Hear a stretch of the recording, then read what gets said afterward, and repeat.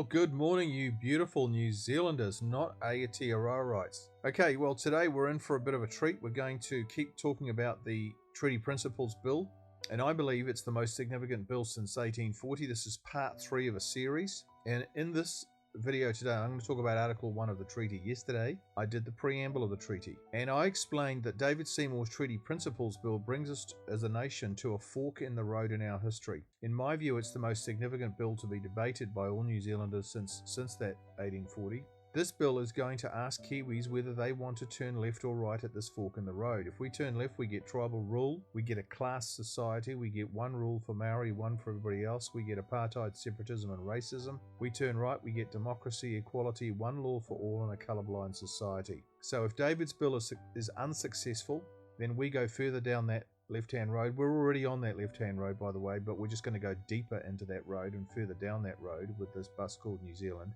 But if David's bill is successful, then we take, as a nation, we take a sharp right-hand turn. We get democracy back, we get equality back, we get one law for all back, and we get a colourblind society back. So that's really the choice that we have. There's two questions I have. Which of these two roads is mandated in the treaty? We need to know that, because if the treaty is our founding document, then which one of those roads actually is mandated in the treaty? And number two, which of these two roads honours the treaty? Because there's a heck of a lot of people out there who are saying we've got to honour the treaty. So who really is honouring the treaty here? Well, this is interesting. Okay, to answer these questions, there's only one place to go, and where is that? Well, it's to the treaty itself, of course, so let's do that. The Treaty of Waitangi has 5 parts. I went through this yesterday. It has a preamble, it has an Article 1, Article 2, Article 3, and an affirmation. I'm going to try and keep this really, really simple. I'm going to make a video explaining each one of these 5 parts, so 5 videos in total. Today's video, video 2, is going to be an explanation of Article 1. At the end of the video series, we'll know whether the treaty mandates a left-hand turn at a fork in the road or a right-hand turn. We'll also know whether or not David Seymour's bill honours the treaty. Another name for this 5-part series could be the Treaty for Dummies. So if you're really saying, hey, I want it really simple, I want it really easy to understand, then you've come to the right place. Okay, so here's Article 1 of the treaty. The chiefs of the Confederation of United Tribes and the other chiefs who have not joined the Confederation cede to the Queen of England forever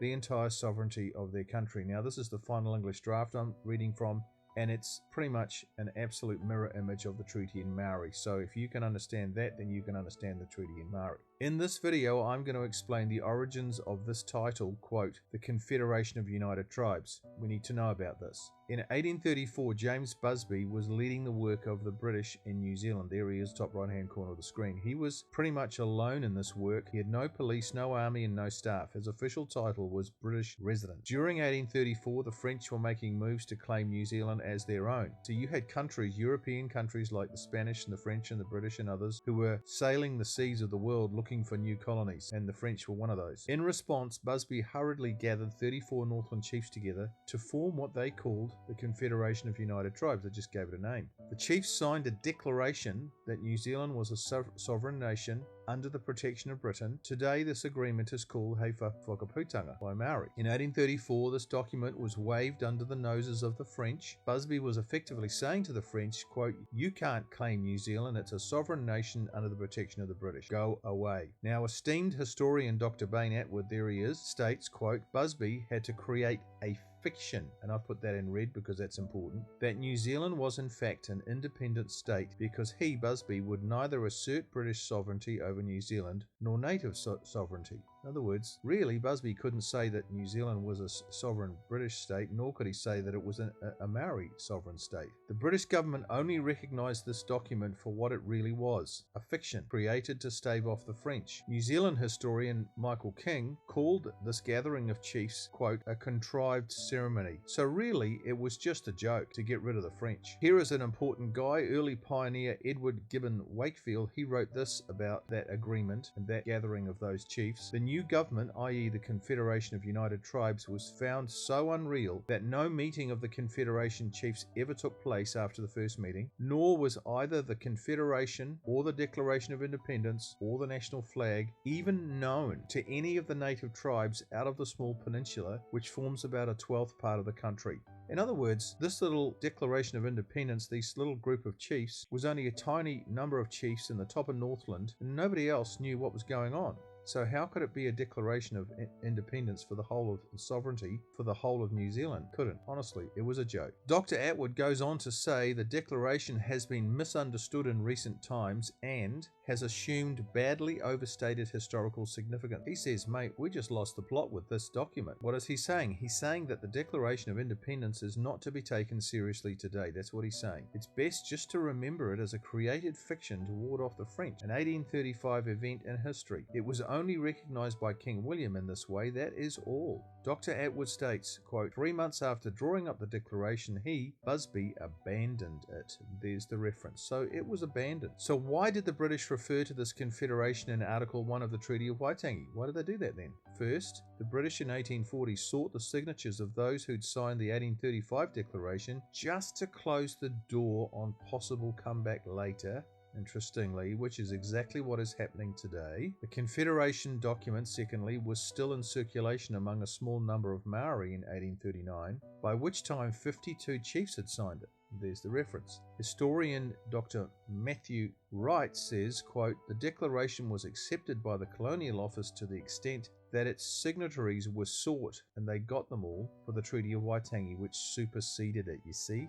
It superseded the Declaration of Independence. The Treaty of Waitangi did. Captain Hobson documents that he harvested 26 of the 52 signatures in one go at Waitangi on the 6th of February 1840. The other 26 were harvested as the months rolled on in 1840. This is what Hobson said. The treaty, which forms the basis of my proceedings, was signed at Waitangi on the 6th of February 1840 by 52 chiefs, 26 of whom were of the Confederation, and formed the majority of those who signed the Declaration of Independence. Actually, it was exactly half. This instrument I consider to be de facto in reality, or in fact the treaty, and all the signatures that are subsequently obtained are merely testimonials of adherence to the terms of the original document. So what I'm showing you that for is to show you that Hobson got half of the signatures of the people or the chiefs who'd signed the Declaration of Independence in one go at the Treaty of Waitangi on the 6th of February. And the other 26 were harvested as 1840 rolled on. In other words, Maori today can't claim that Hei Whakaputanga gives them sovereignty over New Zealand in 2024.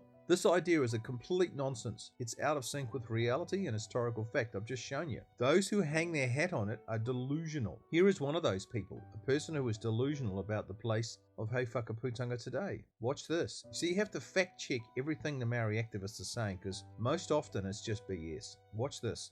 Thousands turned out for a Kingitanga hui in Waikato last month, and among the kai kōrero there to speak against the Treaty Principles Bill was Rahui Papa. I asked him about his concerns. Really, it's the uncertainty because there has been no consultation with the tiriti partners around the contents of this bill. And so it's really balls in the air and trying to juggle them as we're working through that. There are a number of concerns, though, and top of mind from the Ngarua Wahia Hui, from the Ratana Hui, and again at the Iwi Cheers Forum in Waitangi here, is the protection of He Whakaputanga and Te Tiriti of Waitangi, and the protection of those mechanisms that has promised Māori things since 1840 that actually hasn't been fulfilled yet. And so instead of tinkering around with principles or redefining the text of Te Tiriti, it would be far better to expend the resources, the time and the energy on honouring the treaty. So is it a useful exercise just for pragmatic purposes in the modern age to use treaty principles, both for the Waitangi Tribunal and for other court jurisdictions? Yeah, well, the principles have been set and confirmed by the Supreme Court in the tribunal findings that are being hugely well researched. And to just brush those aside in a 2024 context is not going to be tolerable, and it's not going to be very palatable. And we retain the right to fight, Jack, because we think that it's a die-in-the-ditch kaupapa for Te Ao Māori, the kaupapa. The actual texts of Te Whakaputanga and Te Tiriti are sacrosanct in our view. So if the principles do have some use, at least...